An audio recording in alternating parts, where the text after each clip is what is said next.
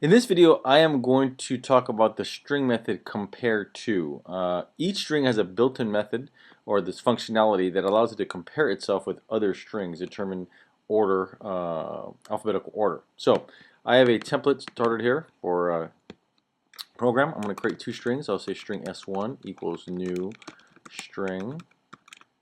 I'll say apple, and string S2 equals new string banana, and I'm going to print out the results of this comparison. And the way you call this method or allow it to compare itself to another string is compareTo, capital T-O. I'm going to compare it to S2. So I'm going to take S1, which is apple. I'm going to say apple, compare yourself to S2, banana. So I'll save it and compile it. And let's see what we get when I run it. And I get -1.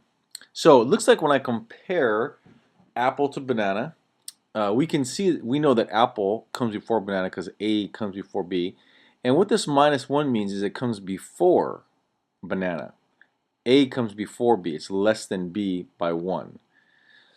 If I switch the order, let's say I go banana and apple. If I switch the order, I'll say, hey, banana, compare yourself to apple. So we know that banana comes after apple, and it comes after it by 1 letter. So let's see what happens. Compile it, and I'll get +1. So compareTo can tell if one word is larger than another in terms of alphabetical order.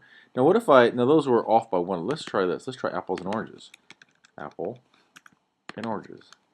As you know, you cannot compare apples and oranges, but we're going to do it right here. Save and compile, and let's see what happens here. I get -14. So let's take a look at that. I'm going to say, hey, apple, compare yourself to oranges. Well, apple, first of all, comes before oranges, and this number here tells us it's actually 14 letters different than O, A to O, and the minus sign means it comes before oranges. So this is the reference, and then we're saying where does this lie relative to it? So A is 14 less than O, and if I were to switch it around, I get +14. Okay. What if I make the words the same? Okay. What if I make them the same? If I compare two the same? Well, let's see what it gives me. You probably can guess it's going to give me 0 because they're exactly the same, letter per letter.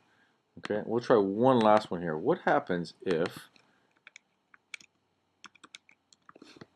the first letter is the same? So apple and apple was easy because they were the same across the board. What if we go apple and aardvark? So the first letter is the same, but the second letter is not. So let's see what compareTo can do with that. So I'll compile it and run, and I'll see I get 15. So let's see what that means. It looks like the A was disregarded, and the P is 15 letters greater than the A. So what compareTo does is if it sees the first letter is the same, then it moves over to the next letter, okay, and so forth. Okay. And just to see this at work, I'll say A, and I'll go A, B. So here we have 3 letters that are the same. The first 3 letters are A, and the fourth letter is different. So let's see what it does with that. And if it follows the rule, rid of that there from the previous output. If it follows the rule, I get -1. So first letter is same, second letter same, third letter is same. Here we see that A comes before B, so hence the minus, and it's 1 letter before B.